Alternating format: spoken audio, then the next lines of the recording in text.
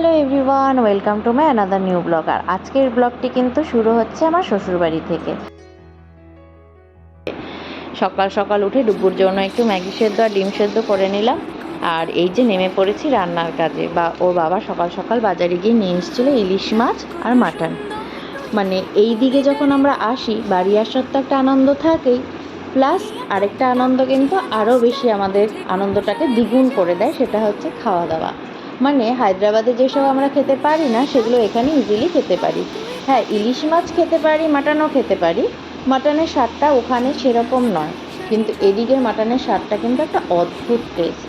আর এই ইলিশ মাছও ওখানে এত টেস্টি ইলিশ মাছ হয় না, কারণ ওই ইলিশ মাছগুলো সমুদ্রের হয় বা গঙ্গার ইলিশ হয়, অত স্বাদ থাকে না সেই ইলিশে। আর এখানে আমি পদ্মার ইলিশ পাই, তো ইলিশের স্বাদটাও কিন্তু অনেক বেশি ভালো হয়। আর ওর বাবার এই যে আলু বেগুনের ঝোল, মানে এত ভালোবাসে এই ইলিশ মাছের পাতলা ঝোল খেতে, কিছুই না, একটু নুন হলুদ আর সামান্য জিরে গুঁড়ো দিয়ে, কালো জিরে ফোড়ন আর কাঁচা লঙ্কা দিয়ে এই ঝোল পাতলা করে আমাকে সবসময় বলবে ইলিশ মাছের আমাকে এই ঝোলটাই করে দেবে। নর্মালি তো আমি আমার ভাপা খেতে, সর্ষে বাটা ঝোল খেতে ভালো লাগে, ওর বাবার আবার একদমই পছন্দ নয়। আমাকে বলে তুমি তোমার জন্য আলাদা করে একটু করে নাও, আমাকে এই ঝোলটাই করে দিও। তাই চেষ্টা করি সবসময় এটাই করার। মাঝে মধ্যে মনে হয় যে আমি আমার জন্য তবে ইলিশ ভাপাটা যেরকম কাঁচা ইলিশে করা হয় সেটা আমি করতে পারি না, কারণ ওর বাবা তাহলে এক পিসও মুখে দেবে না। ওর বাবা বলবে আমাকে একটু তেলে ভেজে দিও, তো আমি ওর বাবার মন রক্ষার্থে সামান্য একটু তেলে এপাশ ওপাশ করে নিয়ে ব্যাস নামিয়ে নিই। মানে একদম কিন্তু ভাজি না, বাস ওর বাবার মন রক্ষার জন্য যে হ্যাঁ ওটা তেলে পড়েছিল। তো এইভাবে করে ইলিশ ভাপা করি, এবং ইলিশ ভাপাটা খেতে কিন্তু সত্যিই ভীষণ ভালো হয়। আজকে আর ইলিশ ভাপা করছি না, আজকে ওই আলু বেগুন তেল বেগুনই হয়েছে ইলিশে। আর এই যে পাঁঠার মাংস করব, ব্যাস এই করলেই আমার আজকের মতো কিন্তু হয়ে যাবে। আর এখানকার খাসিটা কিন্তু সত্যিই খুব ভালো, যেটা হায়দ্রাবাদে আমরা পাই না।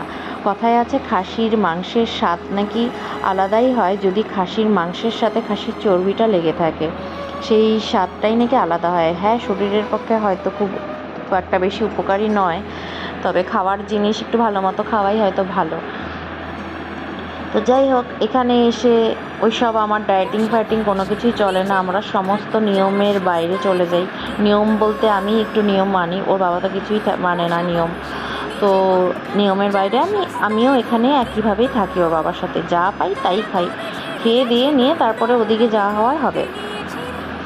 তো এই তো তোমাদের সাথে কথা বলতে বলতে আমার মাটনটা কষানোও হয়ে গেছে। এবার দিয়ে দেবো জল, আর তার আগে দিয়ে নেবো আলুটা আগে দেবো না, নাহলে আলু একদম গলে ভূত হয়ে যাবে। ব্যাস, মাটনটা কষানো হয়ে গেছে, দিয়ে দেবো জল। আমার মাটনটা কিন্তু রেডি। আর আজকে দুপুরে মেনুতে ছিল লাল শাক, ইলিশ মাছের পাতলা ঝোল, আর হচ্ছে এই মাটন। আমি মাটনের রেসিপিটি আর শেয়ার করলাম না, ভালো মতো বলে কিছু শেয়ার করলাম না, কারণ অলরেডি আমার ইউটিউব চ্যানেলে এটি রয়েছে। তোমাদের ইচ্ছে যদি হয় তোমরা একটু গিয়ে দেখে নিতে পারো। আর আমার এই ভিডিওটা যদি তোমাদের ভালো লেগে থাকে তাহলে একটা লাইক কমেন্ট শেয়ার করে দিও।